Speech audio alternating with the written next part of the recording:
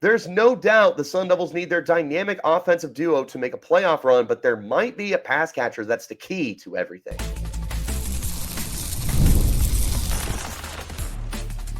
You are Locked On Sun Devils, your daily podcast on the Arizona State Sun Devils. Part of the Locked On Podcast Network, your team every day. Welcome back to the Locked On Sun Devils podcast, part of the Locked On Podcast Network, your team every day. My name is Richie Bradshaw, and I will be your guide for everything Arizona State Sun Devils. A shout out to my everydayers who are here every day, and thanks to all of you for making us your first listen of the day. Today's episode is brought to you by the College Football Playoff. The College Football Playoff is here, and you don't want to miss a moment of the action. The College Football Playoff, presented by Allstate, begins with 4 first-round games, December 20th and December 21st on ESPN, ABC, TNT, and Max. Ladies and gentlemen, it is officially time to begin previewing the College Football Playoff for the Arizona State Sun Devils. And look, do they play tomorrow night or Saturday? Nope, because they got a first-round bye. No matter the drama that it took to get us to that point, we did arrive with the first-round bye. And at the end of the day, that's all that matters. The Sun Devils were given the 4 seed. They will play their first game in the Peach Bowl out in Atlanta, Georgia. Fun fact, I will be at that game as a fan, not as a person in the media. If you're going to be there, give me a shout. I would love to meet up with you guys, find a place to get a drink beforehand, and then root on our Sun Devils together. Always down to meet some people. This playoff run, this is going to be a very interesting situation for the Sun Devils because no one expected this team to be here. No one expected the Sun Devils to get this far. And yet they are. And the reason why is not only is this a talented football team, but it's a football team that is playing above the expectations of what was given to them, right? Everyone said this is a bad football team. 3 wins, 4 wins. They're going to be last in the Big 12. They have consecutive 3-win seasons. They are in the middle of a rebuild. They're 3, maybe 4 years away. All of that good stuff ended up turning into billboard material, whiteboard material, and they thrived off of it. They started playing better football because the expectations were low and proving people wrong on a week-to-week basis. It also turns out that some of the players that are on this team are just flat out really, really talented. So you've got Sam Levitt at quarterback, you've got Cam Scattaboo at running back, 2 of the key players, that dynamic duo that I'll touch on in just a second, and a defense that's playing really well, and a coaching staff that's great. ASU is potentially primed for a deep playoff run, but there are some key factors, players and coaches, that need to be a consistent part of this offense. We're going to break all of them down. I have, what do I have in total? 6 people I need to highlight. I have 6 people I need to highlight. This will include Cam Scattaboo and Sam Levitt, but we're going to touch on them in a second because I want to get to what we started the show off with, and that's that there is a pass catcher who may be the key to everything. Not just the offense, but this team entirely. It could come down to the play of this receiver, as insane as that sounds, and it's Xavier Guillory. Here's the reason why. Let's look at the success that the Sun Devils had all year long through the passing game. Sam Levitt was able to throw for over 2,600 yards, missing a game, 24 touchdowns against 5 interceptions. These are freshman records for ASU, by the way. He had a great connection through the passing game with Jordan Tyson, who goes for over 1,100 yards and 10 touchdowns. Jordan Tyson is gone. He is out for the year due to some kind of upper body injury. ASU has to find a way to produce without receiver 1. They were in a very tough spot going into the Big 12 championship game because they didn't have him. There was a lot of people that doubted that ASU would be able to move the ball through the air because you didn't have Tyson. I was more in the camp of you can't throw the ball. I wasn't entirely there, but if you asked me to pick one side or the other, I would have picked that side. Well, I was proven definitively wrong. Some of the other pass catchers stepped up, but none stood up nearly as much as Xavier Guillory. Guillory, after the Big 12 championship, 19 catches, 320 yards, 5 touchdowns. He had a 2-touchdown performance against the Iowa State Cyclones. He was phenomenal. Fun fact, he started the year as wide receiver 1 on the depth chart for this team, It's not that he played bad football. He was just outplayed by Jordan Tyson, who looks like a future NFL draft player. Hopefully, he will be coming back for one more year to solidify first-round status. But Guillory was still an important part of the offense. He had a lot of long touchdowns this year. He had the 61-yard score against BYU. He was a deep threat for ASU. He is now being placed in a situation where not only does he need to maintain his role as a deep threat for the team, he's definitively their best deep threat option, but he's got to be able to step up and be their number one receiver. But I felt that he did that against Iowa State. He had the 2 touchdowns. He only had 2 catches. I get it. But he still profiled really well, and I truly believe that that's only going to improve for him as we move forward for the remainder of the season, whether it's 1 game or 3 more games. If ASU is going to have a playoff run, though, they need someone to become the best friend of Sam Leavitt in the passing game. ASU absolutely needs someone to become the replacement for Jordan Tyson. There isn't any for the long term, but for the next few games, however many they have, they definitely need someone to take over that role.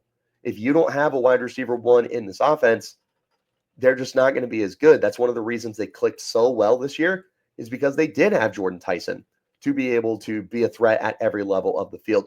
That true number 1 receiver you had with Tyson was what made you such a threat, and it's what made everything so much easier to run efficiently. Speaking of running, Cam Scadaboo had almost 1,600 rushing yards in 12 games, which included missing a regular season game.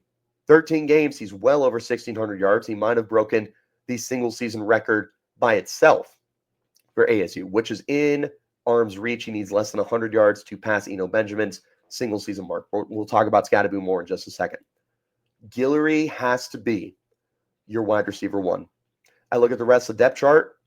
There's not anyone who I think has a better chance to be wide receiver 1. I do like some of these guys in roles. Melkon Stovall, I still think he's a really good football player, and he had some big plays against Iowa State. He had that huge 4th down conversion that I thought he was going to go all the way and was tackled very, very close to the goal line. He has a great role on this team. He's not wide receiver 1. Jake Smith, we've barely seen him this year. He's definitely not a wide receiver 1. Troy O'Mary has barely gotten onto the field. Derek Eusebio has barely gotten onto the field. Malik McClain made a 43-yard catch against Iowa State. That's all we saw, but he's great. So no receiver that they have is going to be able to step into the number 1 role the way that Guillory could. And that's what makes Guillory arguably the most important player for this playoff run, because ASU needs to remain a complete offense. If they can't pass the ball and they have to go to Cam Scadaboo, he can carry this team. He can only carry them so far. You need Sam Leavitt to be effective. And the best way for him to be effective is to have that target in the passing game that he can move the ball around to. Guillory is that guy. Guillory, for me, might be the most important player for the upcoming college football playoff run for ASU. If they want to make a title run, Guillory has to step into that role. He's got 320 yards going into the playoff. He might have to double that and show off that he has that ability for ASU to make that run. Let me know what you guys think in the comments about Guillory being the number 1 receiver. Before we move on to the defensive side of the football, we got to highlight the duo. We have to highlight Sam Leavitt and Cam Scadaboo. Obviously, 2 of the most important players to the playoff run. And if you're not picking an obscure guy like I am with Xavier Guillory, it's those 2. Those 2 are the most pivotal, important pieces to this offense and to this team for making a playoff run. You only go as far as your quarterback, and Sam Leavitt is playing at an incredibly high level right now. I've said for probably about a month now, I don't think there are 10 quarterbacks that are playing better college football than Sam Leavitt is right now across the entirety of the country. He's been phenomenal. 16 touchdowns, 1 interception over his last 5 games. He's unstoppable. Now, he doesn't have Jordan Tyson, but he still aired it out against Iowa State in a great secondary nonetheless. You need him to continue to play well. Cam Scatterbo, the people's running back, the people's Heisman, he's the offense. You take Cam Scatterbo out of this offense, and I don't think that anything else is going to be good enough, because Sam Leavitt is playing great football, but we haven't seen well, we did see him against UCF without Cam Scatterbo, and he was still pretty good in that game. So let me walk that back a little bit. Nonetheless, though, the competition that ASU is going to face is significantly better than UCF. I don't know if Sam Leavitt is ready to be the guy on the offense if Scatterbo is not able to get going. If Scatterbo wasn't on this team, ASU would be one and done in this playoff, no matter how great they were in the regular season. Cam Scatterbo is on this team, however, and he is going to be having that offense on his back. But back to my Guillory point, Xavier Guillory stretching defenses out wide and being able to be that consistent threat for the Sun Devils in their passing game is going to make things easier for Cam Scatterbo. 1,568 rushing yards going into this game. There's a chance that the dude who has been averaging well over 100 yards will be able to get to well over 100 yards again. He's got 22 touchdowns going into this game. He's going to be finding the end zone.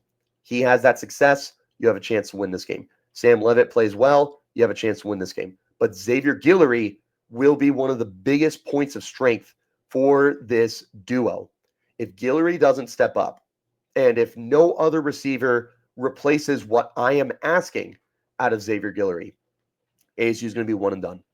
They have to have someone at receiver that can threaten defenses and make them honest, or else better teams than what ASU has faced this year is going to key in on Cam Scatterbo, and they have a way better chance of taking him out of the game than other teams like Mississippi State and Texas State had tried to do during the year. Defensively, I've got one really important player and then a play caller who we all know and love on this podcast, who are going to be pivotal for the defense to hold up their end of the bargain and help ASU win a national championship or have a playoff run. That's coming up next on the Locked On Sun Devils podcast, part of the Locked On Podcast Network, your team every day. It's that time of the year. The college football playoff is back.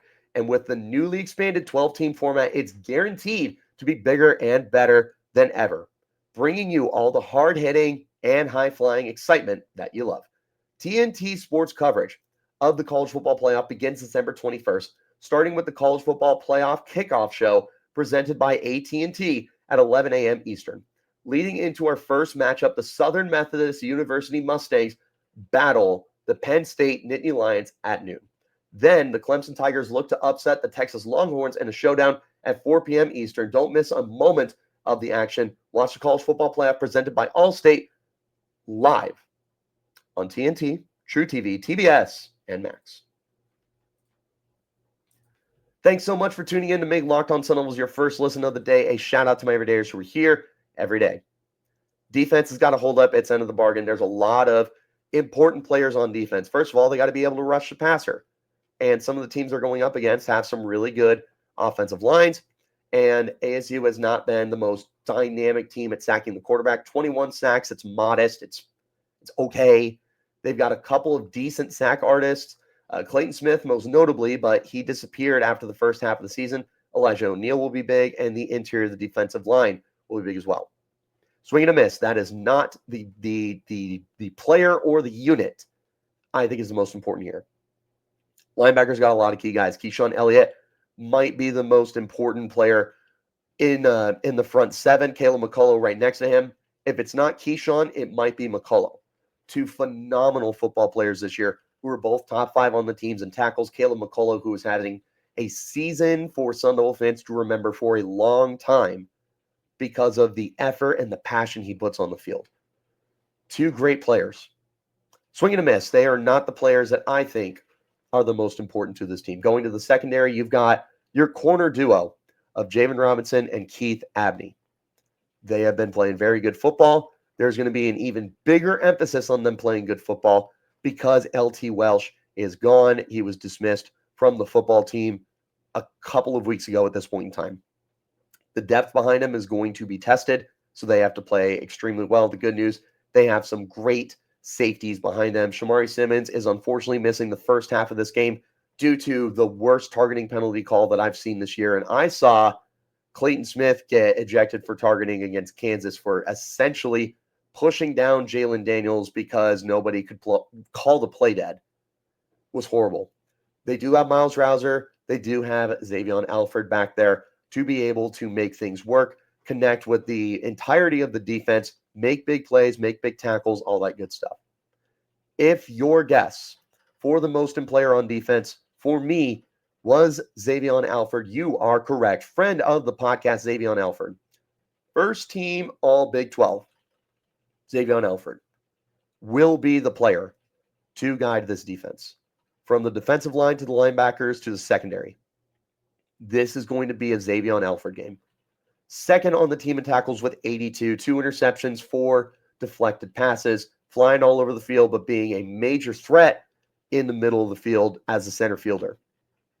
The duo of him and Rouser is terrific. They're both hard-hitting players. And sure, they may not be pick artists. Rouser didn't have any interceptions this year. But they're very good football players, and Rouser is a tone setter. If you watch him this year, you have seen some bone-crunching, back-breaking hits from number 4. You also saw from number 2, Xavier Alford, the ability to just find the football. Wherever it is, if it's near the line of scrimmage, if it's deep, somehow, some way, number 2 is always right there. That's why he is the most pivotal player here for me, is that he does so many different things for you, but he's also your best guy to have the turnover opportunity. Javen Robinson has 2 picks. Keith Abney has 3 picks. I understand that. They have assignments. They are playing outside. Xavier Alford has more space to roam around to make plays. He's going to be playing deep. He's going to be playing the middle of the field. He's going to be playing the run. Alford has a lot of tasks that are ahead of him, and he's also your rah-rah guy. Look at all your pregame videos for ASU and the guys who were getting everyone ready for the game, getting them hyped, screaming, yelling, cussing, all that good stuff. Alford is that guy more often than not. So not only is he important from a playing standpoint, he is important from the aspect of that's the guy. If Alford has these dudes playing with that alpha dog mentality on defense, I don't care how many NFL players are on this defense. And quite frankly, with development, I think that there's a handful of NFL players on this defense. That's neither here nor there.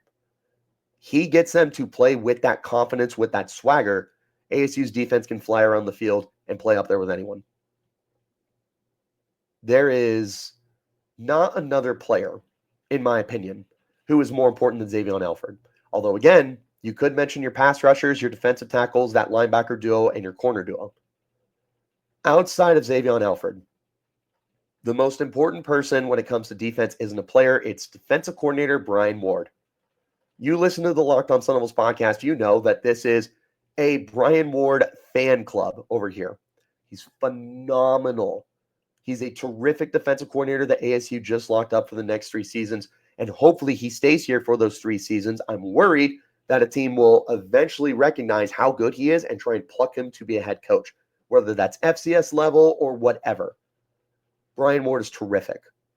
The thing that he is so good at, and the thing that makes him one of my favorites, and hopefully one of the fan favorites too, not just for me, is his in-game adjustments. Look at Iowa State as a great example. They went up and down the field on their first 3 drives. They got a touchdown, a field goal, and a missed field goal. The rest of the game, they were put in check. They were essentially shut out the rest of the game. I know they were able to get a touchdown late and another field goal late to make the score look a little bit better. That was putting makeup on a pig, and ASU had their backups in at that point defensively. They absolutely shut down Iowa State. And it's because Brian Ward looked at what happened the first 3 drives, and he said, that's not working. This has a chance. I saw success on this. A, B, C, D, E, F, G. He is very, very articulate in the way that he calls this defense, and he makes those adjustments, and boom, boom, boom, boom, boom, everything lines up. Everything starts to come together when Brian Ward has a chance to make the adjustments, and then ASU's defense is one of the best in the Big 12, and they will have to be one of the best in the playoff. Here's the difference, though. In this playoff, You cannot have a team that needs 3 drives to make an adjustment. Iowa State was a very good football team this year. They obviously were going to go to the playoff if ASU did not make it, and they deserved it. It was a 10-win program, an elite secondary, really good passing offense, and running backs that could get it done. That being said, ASU let them get out to not just a lead, but just a fast start. And there's teams that you're going to play this playoff. Look at the bracket for ASU. First round is either Clemson or Texas. 2 great quarterbacks, 2 Heisman contending quarterbacks with tons of weapons. They can boat race you if you let them. If they get past that and go to the Cotton Bowl, Tennessee and Ohio State or Oregon. 3 more high-flying offenses, one of them which might be the best offense in college football. They will absolutely boat race you the same way that the other 3 teams would if you give them that opportunity and force yourself to adjust quickly. No, Brian Ward has to come out to a fast start. ASU can't afford multiple drives of trying to figure out what to do, and God forbid they cannot let it get to halftime before they make their adjustments. I'm not saying they can't have bad drives, but if you give up 3 drives in the first half, in the first quarter, the first 3 drives even, like what you did against Iowa State, you're talking a potential 21-0 lead for the opposing team if, in this example, ASU's offense doesn't keep up. That's a 3-possession lead. Those are typically pretty hard to come back from. So, Brian Ward, I love you to pieces, especially because of your ability to make adjustments in game. We can't afford that. We can have a couple of bad drives with drives in between that are good. There's a difference between a 12-play drive that scores a touchdown versus a 3-play drive that scores a touchdown. You need ASU to be ready for the big play. You need ASU to be ready to get off the field when they have to. You can't afford too many big scoring drives. Is ASU going to hold any team under 20? Probably not. But you can't let them get into the 40s. Or I don't know if ASU can keep up at that point. There is one more person on this team who is the most important person for a deep playoff run. You know who it is. We're going to discuss him coming up next. This is the Locked On Sun Devils podcast, part of the Locked On Podcast Network, your team every day. Get ready to tackle the NFL action with FanDuel, America's #1 sportsbook. Right now, new customers can bet $5 and get $150 back in bonus bets if that $5 bet wins. The FanDuel Sportsbook app gives you everything you need to place live bets on the NFL all in one place. So when you get that hunch in the middle of a game, you can check out the latest stats, view live play-by-play, and so much more on the same page where you're placing your bets. Make the most out of your hunch that way. Visit FanDuel.com to join today. Again, you'll get started with $150 in bonus bets if you win your first $5 bet. And that can be anything. That can be a money line. That can be a player prop. That can be a in-game line. Whatever it is, make sure that you're making the most out of that hunch with FanDuel, an official sportsbook partner of the NFL. Let me also talk to you guys about our friends over at PrizePicks. PrizePicks is the best place to get real money sports action with over 10 million members and billions of dollars awarded in winnings. PrizePicks has made daily fantasy sports accessible to all. You can pick more or less. It's that easy on 2 players for a shot to win up to 1,000 times your cash. Run your game all season long with PrizePicks, America's #1 daily fantasy sports app. You can make your holidays bigger and brighter with the best place to get that real money while watching your favorite sports. You can also get PrizePicks in more than 30 states. This includes California, Texas, Georgia, and Florida. PrizePicks now offers MasterCard as well for a quick and easy deposit into your account this sports season. Join now because the holiday season, PrizePicks is giving away 2 free picks in December, and they're giving away $30+ million in rewards during Pickmas. Download the app today. Use the promo code LOCKEDONCollege. You will get $50 instantly after you place your first $5 lineup. Again, download the app today and use promo code LOCKEDONCollege to get $50 instantly after you place your first $5 lineup. Run your game with PrizePicks. Again, thank you all so much for tuning in to make Locked On Sun Devils your first listen of the day. Don't forget that we are free and available on all platforms, and a shout out to my everydayers who are here every day. There is one more person who is the most important for ASU to make this title run, if they're able to get there. You know who it is. You can say it with me on the count of three. 1, 2, 3. Kenny Dillingham. It's Kenny Dillingham. That's where it starts and ends for Sun Devils football. Your quarterback, your defense, your big-time playmakers, your coordinators are all keys. But your head coach, that's where it starts and ends. That is the man running it all. That is the head honcho, the ringleader, Kenny Dillingham. It's his team. We have seen this team quickly, historically quickly, turn things around. They are in the college football playoff a million times quicker than anyone thought they were. And it's because of the confidence that he has instilled in this team, the culture that he has provided, and the players have executed thanks to Kenny Dillingham. They're now in a position where they have a chance to go win a national title. And believe me, they have a chance to win a national title. ASU may not be the most talented team in the playoff. ASU may be the 12th or 11th best team in the playoff, depending on your opinion and the location where you live in the country, right? ASU may just be that team that is the Cinderella team, and they're lucky to have gotten to the playoff. You can have any opinion of them, but at the end of the day, and the biggest thing to remember, is they are playing good football, and they're playing it late in the season when it matters most. There are times in any sport, collegiately, in the pros, football, basketball, baseball, hockey, whatever. Sometimes it's not about the best team winning. Sometimes it's not just because you have assembled Hall of Famers, all pros, all stars, whatever, a young group of kids that are really talented. Whatever you assemble, yeah, you're going to be a favorite in Vegas to win it all, but you could lose to a 5th seed or a 6th seed in the playoff, whatever it is, because they just play better than you. It's not about being the best team at this point in the year. It's about being the hottest team. And sometimes that is the best team. Oregon is 13-0 going into this playoff. They haven't slowed down, and they've played their best football late. They took down Ohio State early in the year, and then they won a shootout with Penn State at the end of the year. Both of those teams are in the playoff. They've just played well all year long. It's the reason why Oregon should be the favorite to win it all. But for ASU, they are playing just as hot as Oregon is. Well, their competition's not as good. Well, it's not about the competition. It's about the execution. It's about the way that these players are playing football right now. Sam Leavitt, 16 touchdowns to 1 interception. You can say whatever you want.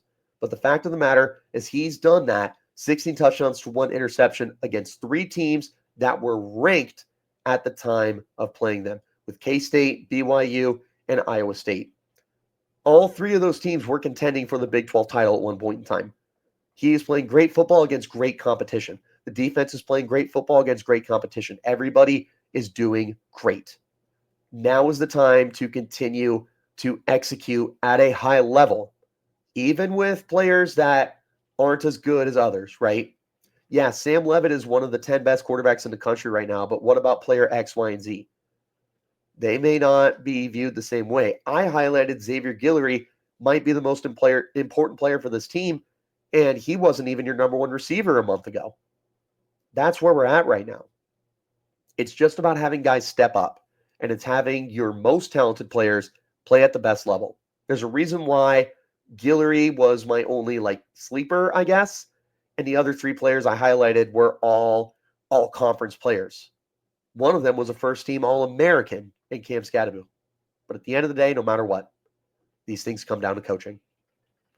And Kenny Dillingham, who's one of the best, youngest, brightest, and most fiery head coaches in college football. He is the key to everything. He has to keep this team together, motivated, no matter what. We're going to say that situation happens with Brian Ward and the defense. And first 3 drives for ASU against, we're going to say the first round, so either Texas or Clemson. They get 21 points. We're going to say ASU doesn't get any. 21-0. Kenny Dillingham has to find a way to tell these guys, no, we're not done. This team needs to remain motivated. That's on Kenny Dillingham. Kenny Dillingham needs to make sure that the young guys on this team and the leaders of this team don't lose hope, don't get distracted, and don't start getting down on themselves and playing worse football because we're feeling bad. It doesn't matter. ASU has found a way to play up to their competition all year long. Teams that are definitively better than them going into the season, they have beat them, and they have proven that they're better. This is a very talented team, contrary to what a lot of people would perceive as ASU was in the playoff. This is also a team that flat out just plays good football, no matter the talent on the field. They're a good football team. They're a great football team. So much of that is because of the energy and the passion that they play with. That is executed by the leaders on this team. Cam Scadaboo, Xavier Alford, 2 of the loudest guys in the room. You want to go to war for them? I want to run through my wall for those guys. What do they say? Twist the knife? Yeah, that's what I want. But you know what? They would not have that level of confidence if they didn't play for Kenny Dillingham. It starts and ends with Kenny Dillingham. Dilly finds a way to keep the motivation of this team, whether you're down 21 or you're up 21. That's the key to this playoff. Because quite frankly, ASU's playing hot right now. It's up to Kenny Dillingham to make sure they continue playing hot.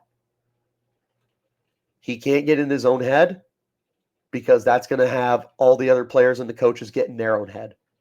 He has to exude the level of confidence he has all year long, and now is not the time for him to get less fiery and passionate. You know what? If BYU fans want to continue driving the narrative of him being a bad person, yeah, BYU fans. Sorry to call you out. I'm not sorry. If people want to continue a narrative that Kenny Dillingham is a bad person and he swears at refs and blah, blah, blah, whatever. If that's what it takes to keep this team motivated, and news for you, it probably is. That's how you're going to win. That's how you're going to make a run. I don't care who you face. I don't care if you face any team in the playoff, whether it's Boise State, who people are calling frauds, whether it's Oregon, the best team in the country, whoever it is, ASU can beat them because of the confidence they have. There is nothing more powerful in sports than a confident team. Any sport, any level. Nothing is more powerful. Nothing is also more positive, but nothing is more powerful than having a confident football team. Kenny Dillingham is the source of that. He stays on top. Everyone else is going to stay on top. What do you guys think? Who's the most important player or coach or person, or is the fan base the most important aspect for the Sun Devils to make a deep run in the playoff? Let me know in the comments. You can also hit me up on Twitter at RichieBrats36, the podcast at LO_Sun Devils. Wherever you're getting your shows, hit like, subscribe, and turn on notifications. You'll get an update whenever we post new content. I appreciate each and every single one of you for tuning in, and I have a special shout out for my everydayers who are here every day. I don't know if you can tell by my voice. I think I'm getting better. We're finally getting over that sickness, which is why this is another late day post. I got good news for you. We're going to be posting nice, bright, and early like we normally would like to starting tomorrow. Because tomorrow's a big day. The college football playoff starts. We are going to be previewing tomorrow the Texas versus Clemson game because that's who ASU will be facing in the Peach Bowl, the winner of that game. So we're going to talk about what they bring to the table, why each of them could win and advance, and how ASU beats them, and more on tomorrow's show. So turn on those notifications so you get that update when it drops. I'll see you then. Till next time, you keep it locked right here on Locked On Sun Devils.